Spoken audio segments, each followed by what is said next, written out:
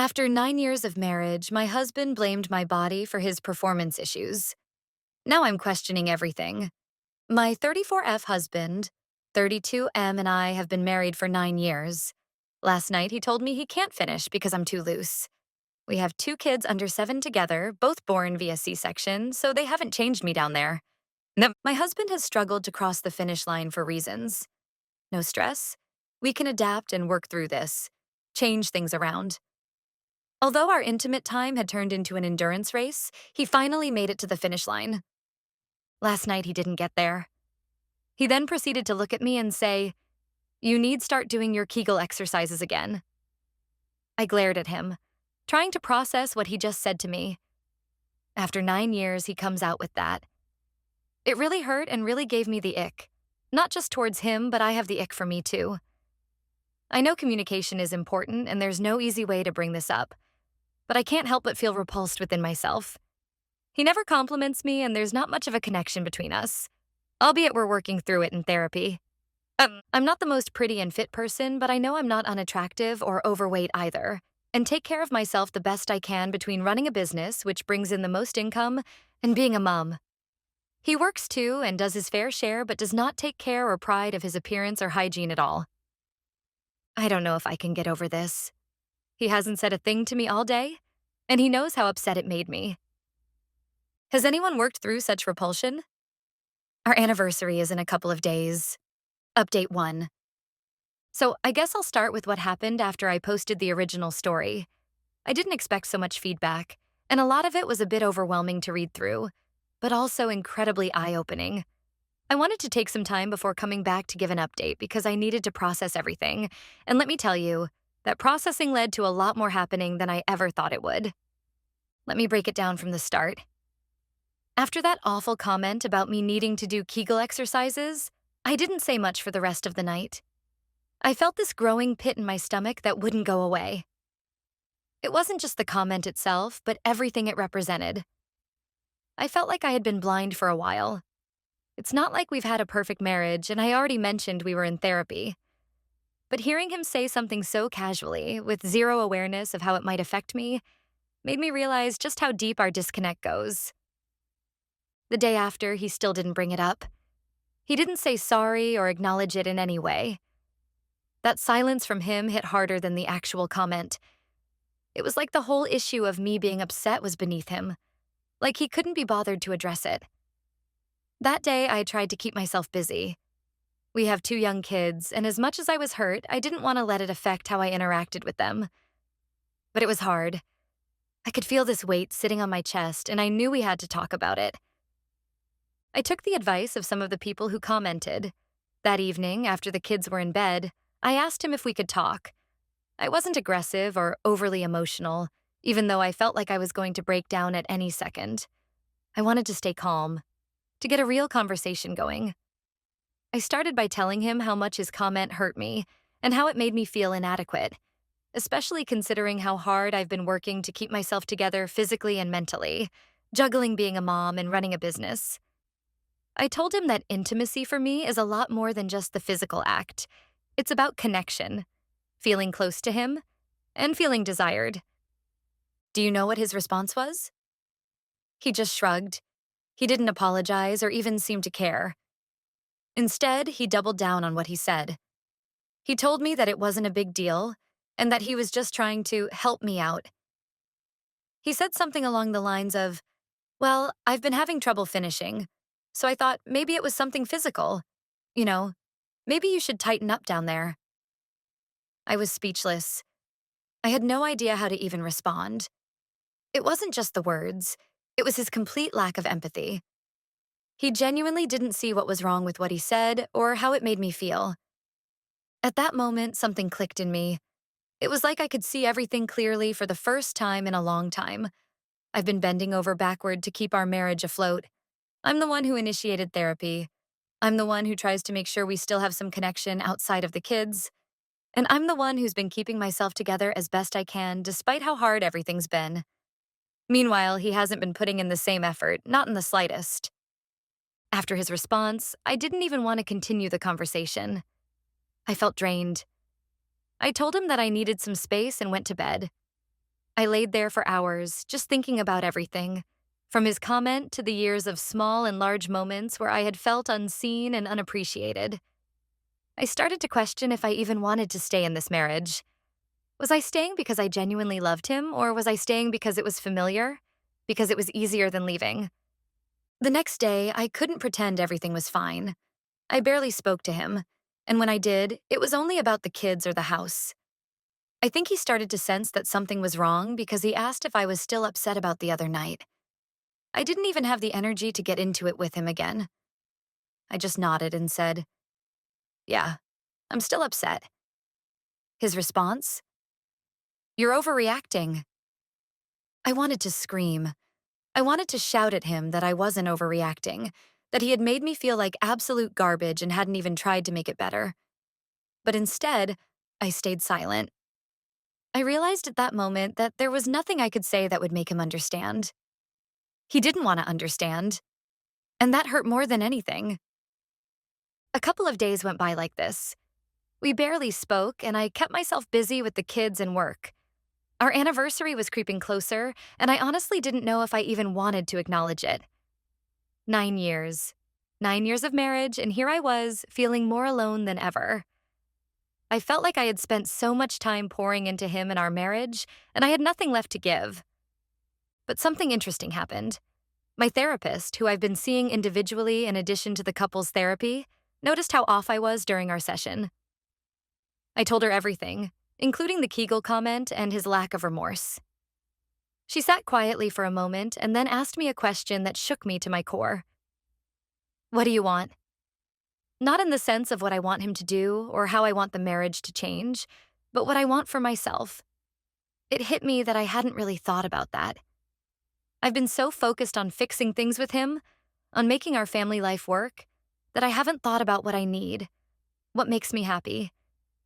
That question stuck with me. What do I want? It sounds simple, but I didn't have an answer right away. I knew I didn't want to feel this way anymore. I didn't want to feel invisible in my own marriage, like I was just some part of the furniture he occasionally noticed. I realized that I had lost sight of who I was outside of being a mom, a wife, and a business owner. Where was I in all of this? So here's where things are at now. Our anniversary is tomorrow, and I don't know what's going to happen. I haven't brought up the Kegel comment again, but it's still hanging in the air between us. I haven't decided what I'm going to do moving forward, but I know one thing for sure. I'm done feeling like I'm the only one fighting for this marriage. If he doesn't start showing me that he cares, not just about our marriage, but about me as a person, then I don't know if there's anything left to fight for. I'll update again after the anniversary. Honestly, I don't know what to expect, but for the first time in a long time, I'm actually thinking about what I need, and not just what he wants. Update 2. Well, our anniversary came and went, and as much as I was dreading it, I think I've finally gotten the clarity I needed. I spent a lot of time thinking about what I wrote in my last update, especially that question my therapist asked. What do I want? It's been rattling around in my head constantly. I kept wondering if it was possible to still salvage this marriage, or if I was just holding on to something that was already broken. So here's how things went down. The day of our anniversary, I woke up with this knot in my stomach. I had no idea how the day was going to go, and honestly, part of me didn't even want to acknowledge it. But I figured that avoiding it altogether wasn't going to solve anything either. So I decided I'd wait to see what he did. If he made some kind of effort, if he showed that he still cared, then maybe that would tell me something. But if he didn't, well, that would tell me something too. He didn't say a word about our anniversary all morning.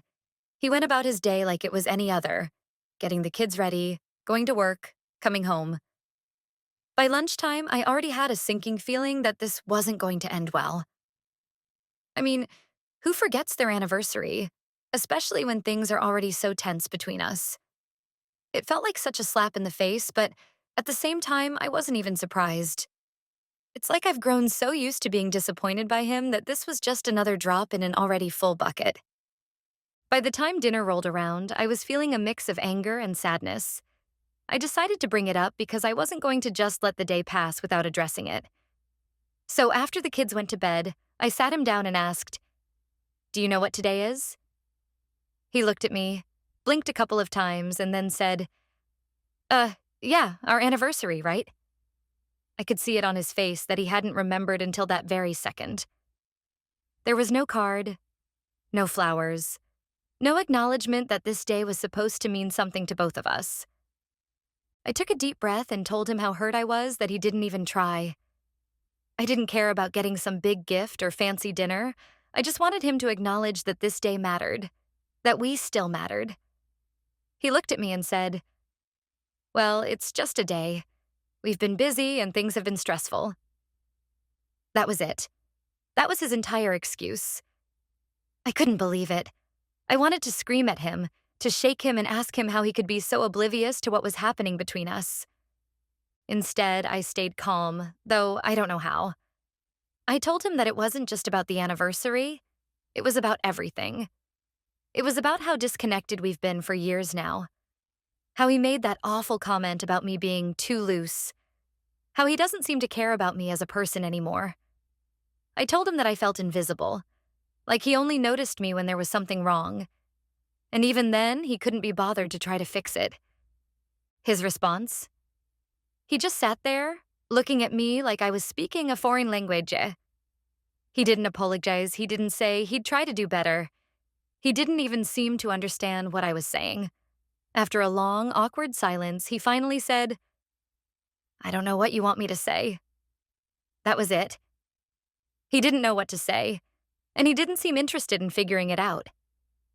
At that moment, something inside me just broke. I realized that this was it. This was the moment where I had to decide if I was going to keep living like this, or if I was going to take control of my own happiness. I told him that if he didn't start putting in some effort, I didn't see how our marriage could survive. I said that I wasn't willing to keep being the only one trying, the only one who cared enough to make this work. He just shrugged again, like none of this was really affecting him. I went to bed that night feeling numb. There was no big fight, no dramatic scene, just this heavy, suffocating realization that I was on my own. I laid there, staring at the ceiling, thinking about all the times over the past few years where I had felt like I was the only one who even cared if we stayed together.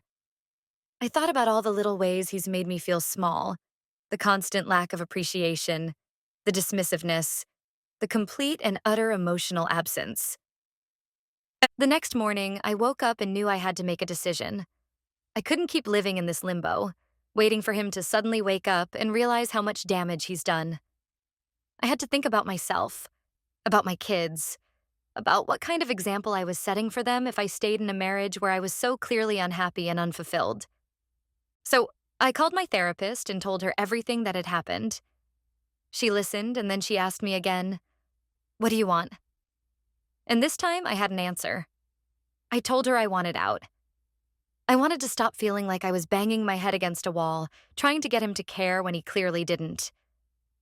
I wanted to start focusing on my own happiness, on rediscovering who I am outside of this marriage. She didn't seem surprised, and she told me that whatever decision I made, it was okay to prioritize myself. After that session, I felt a strange sense of calm. I knew what I had to do. It wasn't going to be easy, but I couldn't keep living like this. I talked to a lawyer just to see what my options were. I'm not jumping into anything right away, but I needed to know what the process would look like if I decided to go down that path. It felt good to take some control back, to start thinking about my future in a way that didn't revolve around him. I haven't told him yet. I'm not sure how to start that conversation, and I don't know how he'll react. Part of me wonders if he'll even care, or if he'll just shrug it off like everything else. I'm preparing myself for the possibility that this might be a long, drawn-out process, but I also know that I can't stay in this marriage if he's not willing to meet me halfway. For now, I'm focusing on myself. I've started working out again, not because of what he said about my body, but because I want to feel stronger, both physically and mentally. I've started taking more time for myself, doing things that make me happy, whether that's reading, going for walks, or just spending time with the kids without the constant cloud of marital tension hanging over us. It's amazing how much lighter I feel when I'm not constantly worrying about what's going on in his head. I don't know what the future holds for us, but I do know one thing. I'm done waiting for him to change. If he wants to step up and start being a real partner, that's on him. But I'm not going to keep sacrificing my own well-being just to keep this marriage alive. I deserve better than that, and so do my kids. So that's where I'm at right now. I'm taking it day by day, but I feel more hopeful than I have in a long time.